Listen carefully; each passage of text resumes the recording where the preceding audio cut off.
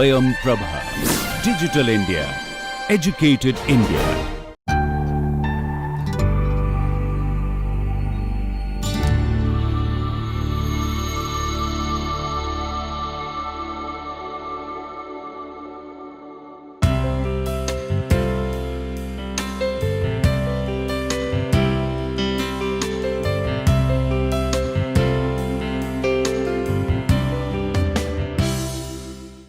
Hello students, we have come to the very end of our lectures on modern world architecture, and we conclude with a glimpse of contemporary architecture, the way ahead. What are we seeing today? What can we expect in the days to come? To understand contemporary architecture, an introduction to the key concepts and the global trends that are impacting architecture today. As I speak, massive changes are taking place. Changes that are so rapid that by the time you start hearing these lectures online, many more changes would have already happened. Changes in the world of science and technology that would have a direct impact on architecture. Many new tools are coming up meant for designers and architects, and they are constantly evolving at unbelievable speeds. Many tools that were unheard of even a few years back have now become a part of our architectural design, and many more are coming. We simply cannot anticipate with any degree of clarity what the future holds for us, but we will make an attempt here to see where architecture is going. What is contemporary architecture? As I mentioned in my last presentation, modern architecture refers to the architecture of the 20th century, primarily as it began in the early part of the 20th century, evolved further on to movements like late modernism, postmodernism, deconstructivism, and several others, and then onwards into the 21st century, somewhere around the 1990s and 21st century is called the time of contemporary architecture. It is the architecture of our time. Some people say it is the architecture from 1950s till now, and some people peg it from 1990s till now. There are a lot of overlaps. As you know, architectural movements don't just end at one point, another movement begins. It's not so cut and dried. Movements overlap each other. Contemporary architecture, though, is not a defined style. You can define modernism as a style, or late modernism, postmodernism, deconstructivism, and many more. But contemporary architecture is not a style like Gothic or Art Deco. It is visually very diverse with parametric forms, minimalism, regional expressions, whole gamut of expressions and issues come together. As I take you through these slides, please also take a note of the buildings I have kept on the side, which will add on to your architectural vocabulary, like the Maxim Museum in Rome by Zaha Hadid.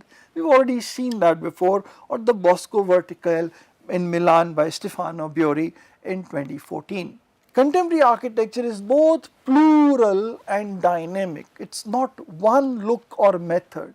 It embraces multiplicity in style and process. It is evolving as society is evolving. Issues of environment and technology are evolving. The kind of major developments taking place in the world of STEM, that is science, technology, engineering and medicine, particularly the first three, is leading to massive alterations, changes and dynamic shifts in architecture. Mirrors how we live and imagine the future. Contemporary architecture reflects current concepts of sustainability, innovation and even inclusion. It includes issues of look which are locally sensitive and also global influences. So both things matter. The word that comes to my mind is a word that was coined quite a while back called glocal. It is both global but it's also local. We are not going to give up our global endeavor, but we will not reject our local identity. For example, in this very slide you see three buildings that seem so different from each other, and that is the plurality of contemporary architecture.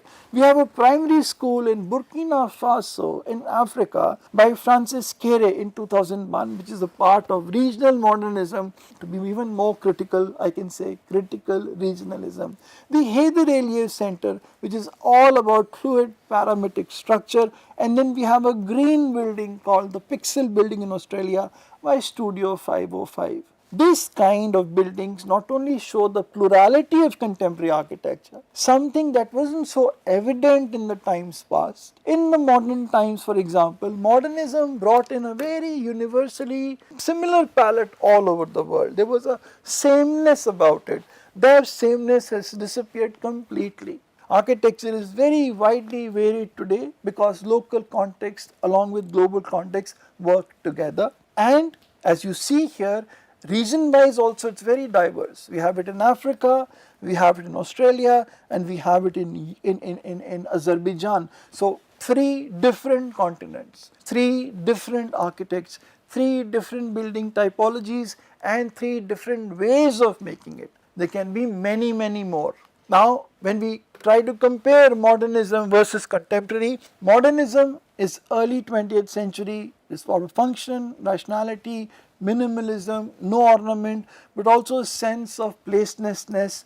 There is a same design applicable everywhere. Contemporary is about free form, it's tech enabled, it's diverse, it's culturally adaptive and designed to match the place it is being built in. So it is not placeless and rootless, it has definite roots. So in the 2 buildings that indicate these 2 different ideas, there is the new National Gallery in Berlin, part of modernism, part of also Mies van der Rohe's minimalism, an excellent iconic building, but it clearly shows us this idea. On the other hand, we have the Louvre in Abu Dhabi by Jean Nouvel, which is contemporary, and it tells us about this ideology. The modernist example like the Villa Savoy with architect Le Corbusier, 1929, it is RCC frame construction based on the domino system that Le Corbusier evolved along with Max Dubois. It's based on modernist principles, the 5 points of a new architecture. It's got a free plan, free facade, pilotis, roof garden, ribbon windows, and it is under the international style. Then there is an early contemporary example, and I'll clarify this. Contemporary period also has 2 parts to it, the early and the late, or the present. The early contemporary example is like the Guggenheim in Bilbao by Frank Gehry, 1997, an example of deconstructivism. The previous one was modernism, international style. This is free form titanium structure, fragmented form with controlled chaos. A tourism icon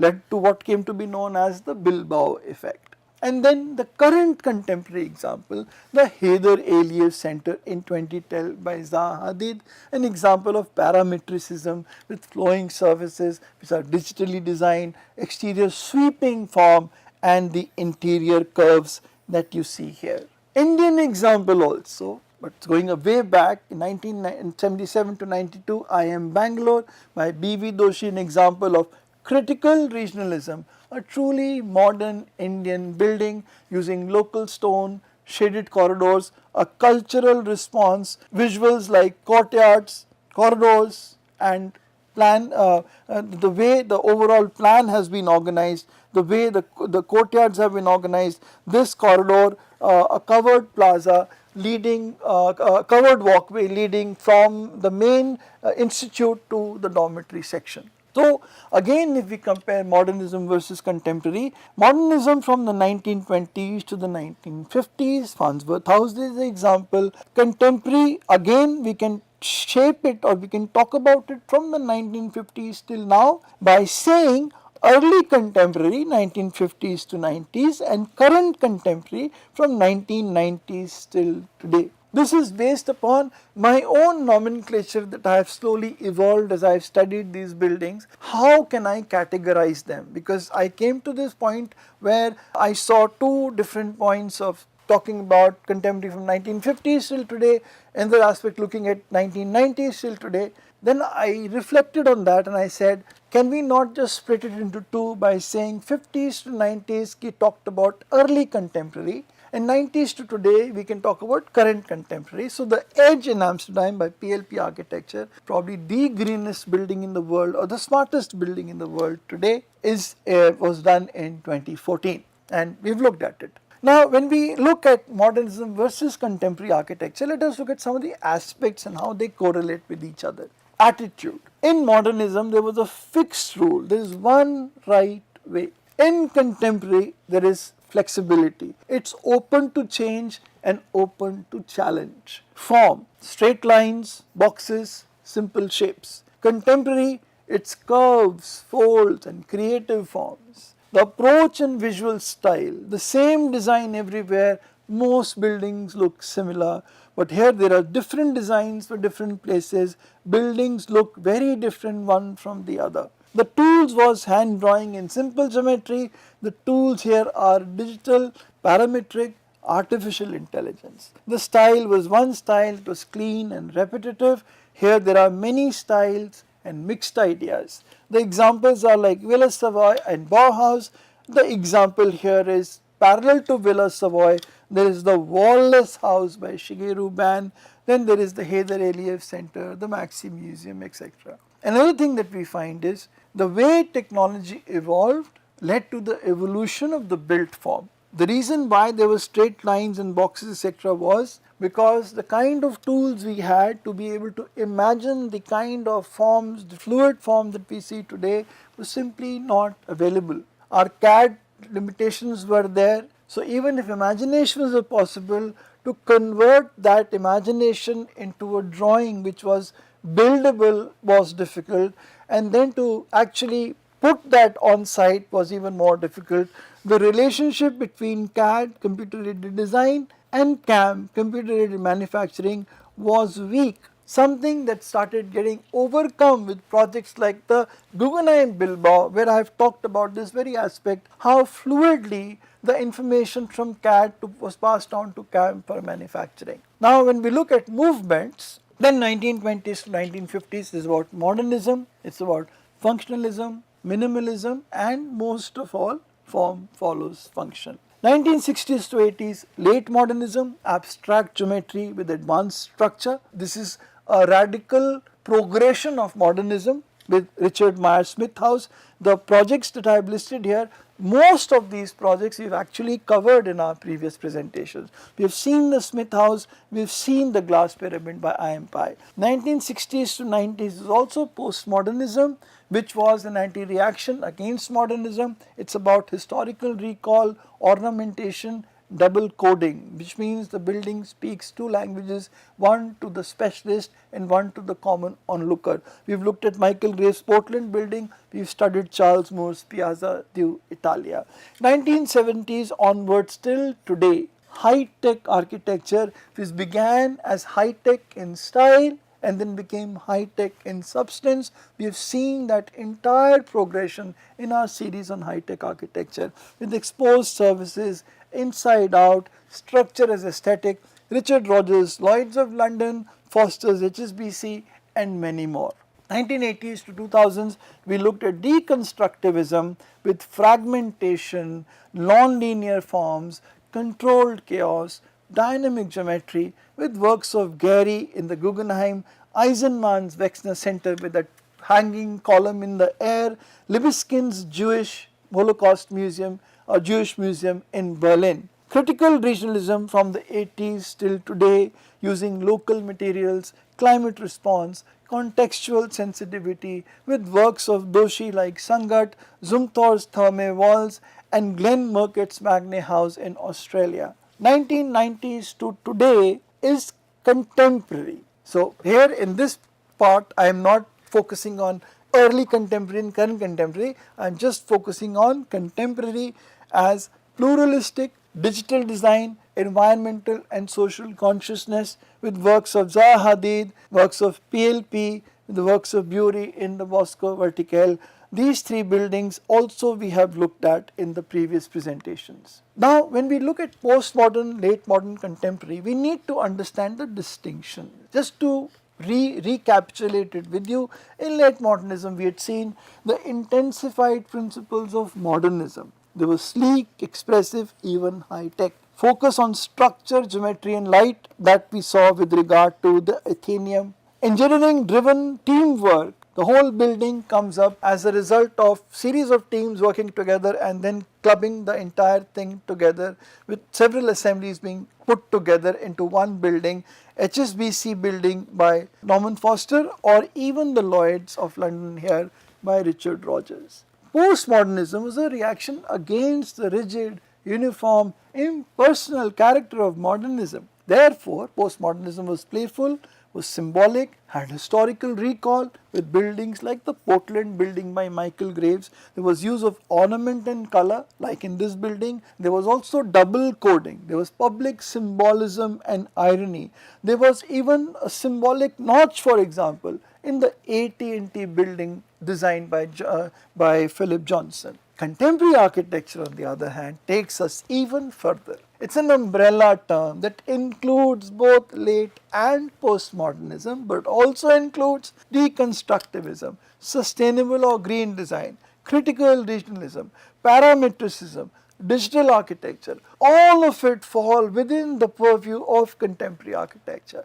with buildings like the Morpheus Hotel in Macau by Zaha Hadid or the Apple Center in the US by Norman Foster. Moving on, let us look at these movements through the lens of houses. We've seen the Farnsworth House, modernist minimalism. Smith House, decomposed, late modernism. Vana Venturi, the houseness idea of a house, back again with the Vana Venturi house, postmodernism. Or the Maison Bourdieu in France by Rem Koolhaas, specifically designed for a person who was physically challenged. So here we find in contemporary architecture, architecture is responding to an inclusive design concept. If we want to do a visual comparison, then we have the Humana building by Michael Graves, postmodern 1985. We have the HSBC Hong Kong by Norman Foster, late modernism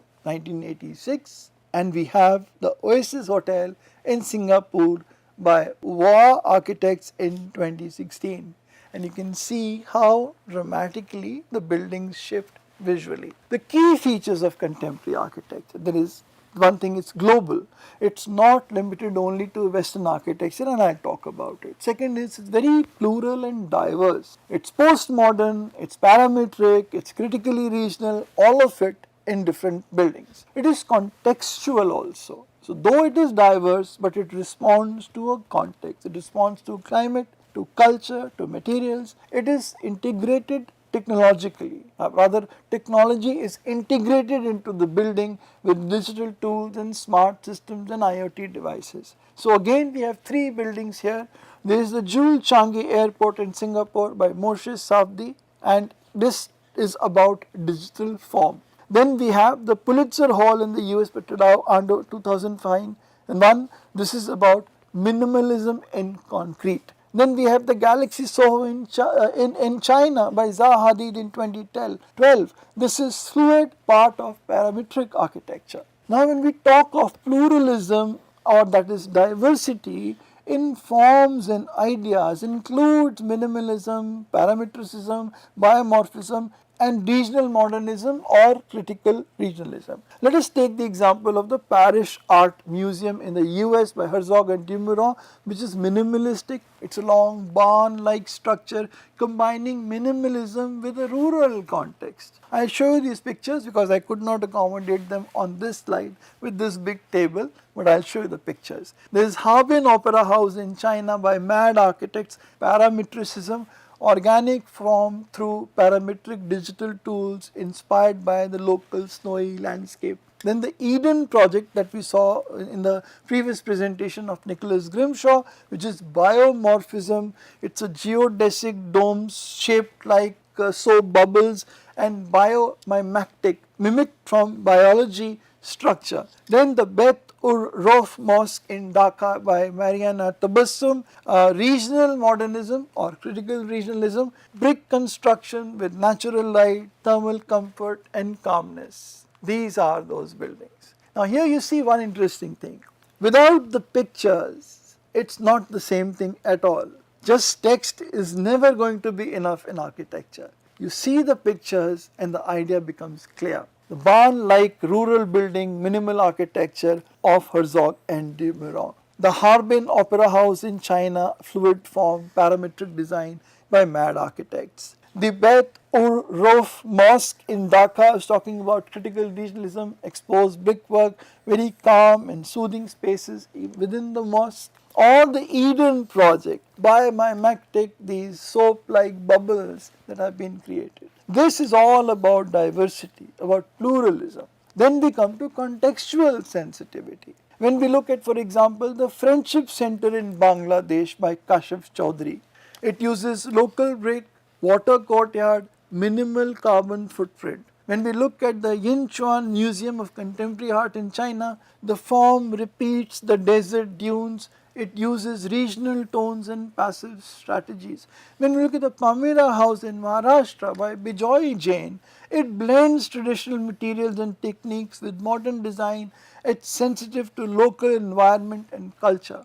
This is contextual sensitivity, responsive to climate, to culture, to landscape, to local materials and technologies, aligning with critical regionalism but using contemporary tools and technologies, contemporary tools and aesthetics, contemporary tools and the contemporary concepts we have in context to a particular place. Come to technological integration, that is the use of digital tools, building information modeling, AI and sustainability technologies like the Media TIC building in Barcelona by Enric Rui Gelli, which is a climate responsive facade, ETFE cushion facade for climate control, responsive skin which adjusts transparency, lightweight steel mesh structure. Then Taipei Performing Arts Center in Taipei, which is a digital design and modular system. It's got a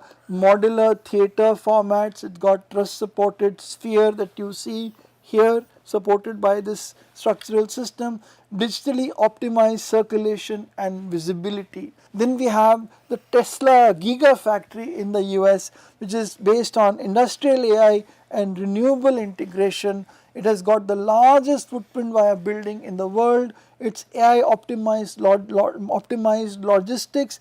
It's got integrated solar and battery systems within it. So buildings that are technologically much more forward looking, technologies ingrained into them.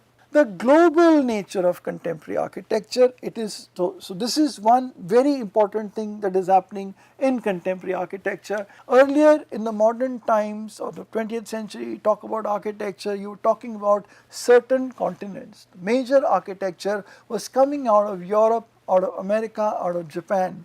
There was no much talk about the Middle East or China or India, though there was architectural progress happening there.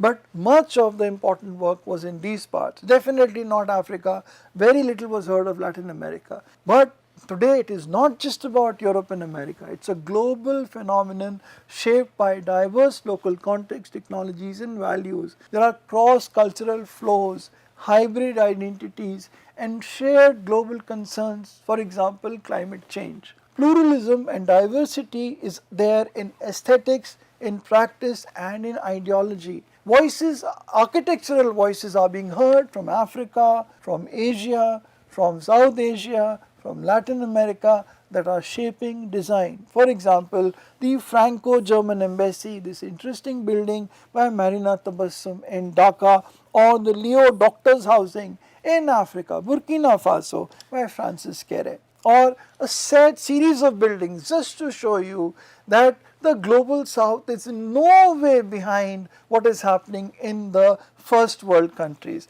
For example, the Liberation War Museum in Bangladesh, again by Marina Tabassum, the Center for Health and Social Welfare, again Burkina Faso by Francis Kere, the National Museum of African American History that I discussed in my earlier presentation by David Adje, who is an African architect but built this project in Washington DC. Then there is the Freedom Park Museum in South Africa, the Niamey Cultural Center in the Niger in South Africa. Global case studies by region. We can look at Asia. We saw the Kanchenjunga apartments. Well, I had seen this in my series on modern Indian architecture. This is climate responsive project and it is built on the concept of the bungalow with the interior living spaces surrounded by different other spaces and verandas all around that protect the inner spaces from direct heat and direct hot breeze also. Africa, the Women's Center in Rufisque in Senegal by Mariam Kamara in 2014 using compressed earth bricks is sustainable. West African building tradition being used in a modern language. In Latin America, the Quinta Monroy housing in Chile by Alejandro Aravena is a low income housing that is incremental. So, when we had mentioned about the Belapur housing, or when we talk about the Aranya housing in India, that are both incremental housing projects,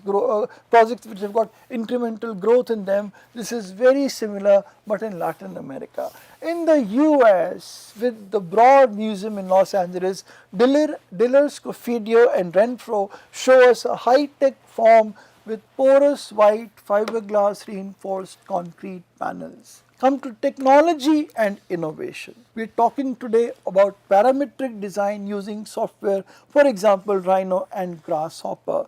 We are talking about building information modeling for planning, simulation and collaboration. We are talking about robotic fabrication and 3D printing in complex structures. We are talking about, and these we find in the shed in the New York City in Galaxy Soho. We had talked about the earlier years when we talked in detail about the design and construction of the Guggenheim in Bilbao, how CATIA was brought in, how software tools were developed, how the first understanding of BIM was there in that project. Talk of sustainability and green design. We are talking of passive design which involves orientation, natural ventilation and daylight. We talk of active systems, that is solar panels and smart facades, and the use of LEED and BREEAM standards of certification for green building design. We use local materials and we go in for carbon footprint reduction. For example, in this green school in Indonesia by Ibuku in 2021, or the California Academy of Sciences, a green building designed by Renzo Piano in California in 2008. Typology, divergent typologies that are all moving forward, and remarkable amazing buildings are coming up in housing, in public buildings, in skyscrapers and many more. I am just touching on a few like housing, the Holmes Road Studios in London, skyscrapers like the Shanghai Tower in China by Gensler, public buildings like the Oslo Opera House in Norway. So what are the critical themes in contemporary architecture? If we were to sum up what we have just heard and put them in these central themes, the critical themes are climate change and green building. For that we have, for example, the Bullet Center. We have seen this in our previous presentation, and this is by Miller Hull Partnership in 2013. It's a green commercial building, net zero energy and with rainwater harvesting. With use of smart technologies and urban response, we have the El Bahar Tower in Abu Dhabi by Adas Architects in 2012. It's got a responsive, kinetic Mashrabia facade which opens and closes based on sun orientation. Then there is about social inclusion and identity, the Ispana Library Park in Colombia by G. Mazzanti in 2007. It's about education, culture and dignity to the undeserved communities, or I'm sorry, the underserved communities. Then design for different abilities, genders and communities. Center for the Blind and the Partially Sighted in France. Here there is tactile navigation. There are auditory cues for those who are audibly who challenged in their hearing, easy independence movement for people with locomotor disabilities and braille signage for those who can't see. So here we find these designs which are meant for people with different abilities. Then the issue of new materials and techniques like glass, recycled composites and smart facades, the use of glass in Apple Store, ultra clear laminated structural glass. This is a software driven design like parametricism. And then when we can also relate contemporary architecture today to being equal to being socially aware, a very important aspect of contemporary architecture globally. Designed for people with different abilities, designed for different genders and designed for different communities. Public space, participatory design like the National Kaohsiung Center for Arts in Taiwan by Meccano, it inclusive public cultural space with access in circulation and use, the incremental social housing in Ahmedabad by C Lab in 2022. It is incremental growth, it is women led occupancy and sanitation first design. So in conclusion, what have we learned in our journey from the 20th to the 21st century, modernism to contemporary? Actually, I should be really talking about our journey from the 18th century all the way till today. I should like to mention to you about neoclassicism, where we talked about the foundation of modern architecture with the age of the intellectual revolution. Then we moved on to the industrial revolution and talked about the rapid and dramatic changes that took place in society and how architectural faced a problem of the right form of our buildings. How Art Nouveau was the first such major initiative to break away from historicism and to look at natural forms for inspiration. And then came in modernism, and along the way Frank Lloyd Wright had already begun his work on organic architecture and design of free flowing interiors, which then moved on to the mainland Europe, and major changes took place, revolutionary ideas all centered around, if I could put it very simply, form follows function. Dramatic changes took place, spread over globally, but then other changes came in which I am talking about here today, like late modernism, postmodernism, critical regionalism, deconstructivism, metabolism, futurism and many more. To conclude, what have we learned? What have we learned in our entire journey from Bauhaus to Centre Pompidou to Guggenheim Bilbao to the Heider Aliyev Center? Architecture has evolved from form follows function to expressive, symbolic, human-centered forms. It shifted from universal modernism to regional identities like aspects of critical regionalism and neo-modernism. Technology and culture have become equally powerful as drivers of alongside form. So form is important, but technology and culture are very dominant drivers of building design. Sustainability, adaptability, inclusivity are essential themes for the future.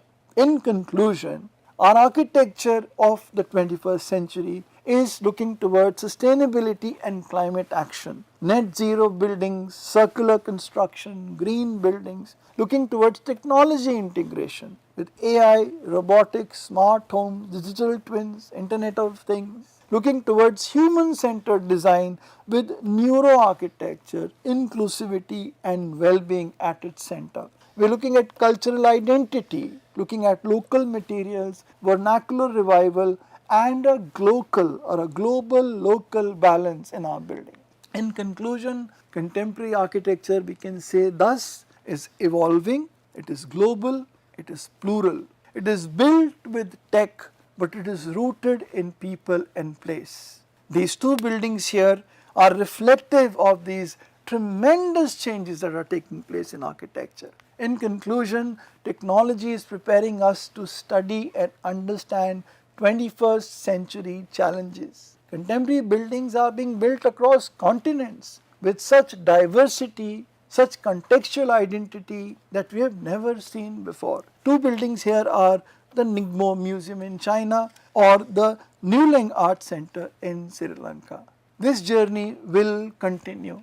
It will not end here. There is a lot more to learn, lot more for you to gather as the years progress. I just hope that these 60 modules have in some way given you a glimpse of the modern world architecture. I can say it with complete honesty that this entire presentation is far too limited to understand the entire scope of modern architecture or even contemporary architecture. But I hope it has set a spark in you to want to know more about this. It has created an interest in you, a lively interest that you will go to the books, that you will go to the articles in the research papers, that you will go on the internet and desire to learn more about these architects and their amazing works. That you will want to bring in these ideas into your own design studio and learn from them.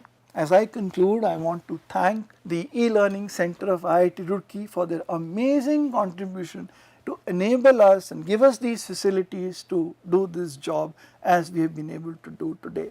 The entire team of people along with Mr. Sarath, etc., who are all helping us to put this together for you. I have a wonderful team with me. My research team includes Shreya Rai, Farhan Asim, along with Polomi, who have helped in putting these slides and this entire data together, and they are even now on the job to be able to run this course for you. I thank you so much for being a part of this series. I know there are many places I could have done better, shown you much more interesting data. I may have slipped here and there. I beg your forgiveness for that. I just hope that you've had an enriching experience through these presentations, and I wish you all the very best for this course and for your life to come. Thank you.